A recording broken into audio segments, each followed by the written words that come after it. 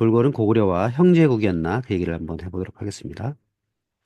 유로아시아 핵심 초원지대가 있죠. 몽골고원, 중가르초원, 천산의 서사면 이렇게 있습니다. 천산의 서사면에서 서쪽으로 아바르족이 생겨났고 훈족이 있었고요. 또 페르시아 제국으로 건너갔고 몽골 고원에서 중원을 침입했고 만주를 거쳐서 한반도까지 가는 그런 사람들이 있었죠. 이렇게 중앙 유라시아의 초원 핵심 지대에서 유목민들이 출발했다 이렇게 볼 수가 있고요. 그런데 몽골고원에는 유연이라는 사람들이 세력을 잡고 있었는데 몽골고원에 흉노라는 이름이 있었죠. 그러다가 유연이라는 이름을 갖고 있다가 그 몽골고원의 천산의 북서사면에 살던 또는 중가르 초원에 살던 객티르크라고 불리던 사람들이 몽골고원에 침입을 했습니다. 그럼으로써 객티르크 카간국의 등장을 하게 됩니다.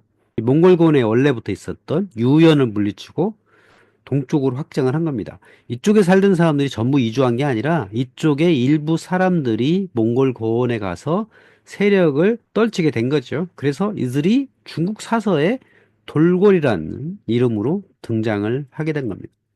그렇다면 왜 돌궐이라고 이름을 붙였냐? 주서에 이렇게 나온다는 거죠. 금산의 남쪽에 살며 여여를 위하여 철공리를 하였다.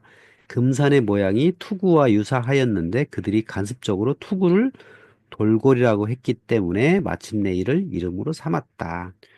주소를 기록한 사람들이 이들의 이름을 튀르크라는 한자를 쓸 수는 없잖아요. 그러니까 어떤 한자를 써야 되는데 그게 투구 모양이었기 때문에 그 투구가 돌궐이라는 이름을 가졌다. 그래서 돌궐이라고 기록을 한 거죠. 원래 본인들이 돌궐이라고 쓴 건 아니었을 거예요. 티르크 또는 객티르크였었는데 한자로 기록하다 보니 돌궐이라고 된 거죠. 그렇게 해서 유라시아 최초의 거대 제국인 돌궐이라는 나라가 생겨나게 된 겁니다. 그러니까 천산의 서사면에 원래 근거지가 있었고 그들의 일부가 중가르 초원 그리고 몽골 고원까지 거대한 초원지대를 아우르는 나라가 생긴 건데요. 카간, 준카간, 야부그 또는 샤드, 베그라 불리는 족장. 그러니까 족장의 이름이 카간이든 준카가이든 카안이든 샤드, 베그 이런 이름을 가진 사람들의 집합체 라고 할 수 있는 거고 어떤 특정 가문이 여기를 전부 패권을 쥐었다기보다는 여러 족장들이 모여서 하나의 세력을 만들었다라고 할 수 있겠고요. 그중에서 돌고래 전성기를 할 수 있는 대략 30년간의 부민 카간, 아스테미 카간이라는 2대에 걸쳐서 짧은 통일 제국을 하게 됩니다. 그러다가 동돌골과 서돌골로 분리가 됩니다. 그들이 세력을 꺾쳤던 그 남쪽에는 북제, 북주가 있었고 북주 다음에 수나라가 생기는 거죠. 그리고 만주에는 고구려가 이렇게 있었고요. 돌궐 영역 내에는 여러 민족들이 있었겠죠. 근데 그 중에서 특히 소구드인이라는 사람들이 실크로드에 큰 영향을 끼쳤습니다. 이 소구드인들은 돌궐과는 다른 사람들이에요. 원래 페르시아 계통 사람들인데 이들은 정치보다는 상업에 종사를 많이 한 거죠.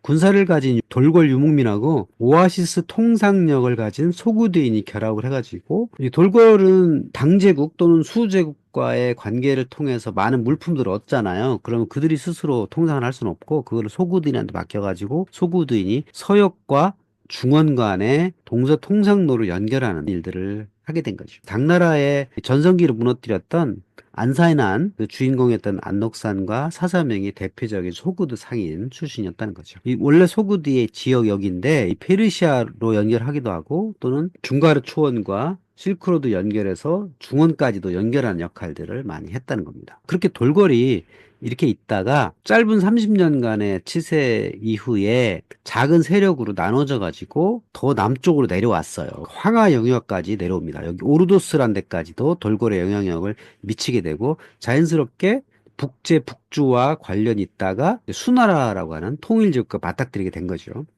그러다 보니까 이 돌궐과 만주에 있었던 고구려는 처음에는 적대 관계였단 말이죠. 돌궐이 만주를 침략하는 경우가 있었을 테니까. 그러다가 수라고 하는 중원의 통일 제국을 만남으로 인해서 둘이 협력을 하게 된 겁니다. 그러니까 초기에는 적대 관계였다가 점차 협력 관계로 가게 되었다는 거죠.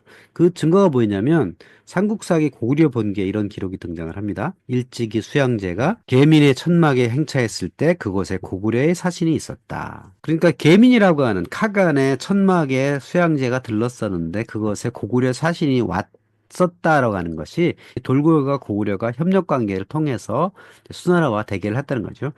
고구려도 수나라와 대결을 했잖아요. 돌궐도 수나라와 대결했고 공동의 적이었던 수나라를 막기 위해서 돌궐과 고구려가 함께 했다. 이런 거라는 거죠. 거기서부터 돌궐과 고구려가 형제국이었다는 이야기가 등장을 합니다. 길태긴이라고 하는 이 돌궐에 족장이 있어요. 근데 칸은 아니었지만 꽤 영향력이 컸던 족장이 있었는데 그 길태긴이라는 사람이 남긴 비문에 이런 문장이 있습니다. 571년 무한카간이 사망하자 고구려가 사절을 파견했다. 동쪽에 해 뜨는 곳으로부터 백클리에서 문상객이 와서 애도했다. 문상객이 와서 애도했다는 건 적대 관계는 절대 아니라는 거죠. 꽤 친한 관계였다는 거죠. 이런 문장으로부터 돌궐과 고구려가 형제국이었다는 이야기가 돌게 된 거죠. 근데 형제국이었다는 증거는 없어요. 이렇게 그냥 친한 관계였다라는 정도로 나오게 된 거죠. 그렇다면 형제국이었다는 얘기는 어디서 나부터 나왔냐면 터키라는 나라가 자꾸 한국 사람들을 형제국 사람, 대한민국을 형제국이라고 부르다 보니까 거기서부터 이야기가 나온 거죠. 터키의 조상이 돌궐이라고 돼 있다 보니까 터키가 왜 한국을 형제국이라 부르냐? 아, 돌궐과 고구려가 형제국이기 때문에 그 과거를 되짚어서 보다 보니 현재도 고구려의 후예인 대한민국과 돌궐의 후예인 터키가 형제국이 아니겠느냐 이렇게 추측을 한 거죠. 근데 제가 보기에는 돌궐과 고구려는 형제국은 아니었을 거라고 봐져요. 왜 그러냐면 동양식 형제국은 주종 관계여야 되거든요. 그럼 만약에 돌궐과 고구려가 형제국이었다면 돌궐이 형이었나? 고구려가 아우였나? 이렇게 봐야 되거든요. 동양식 형제국은 반드시 형과 아우가 정해져 있어요.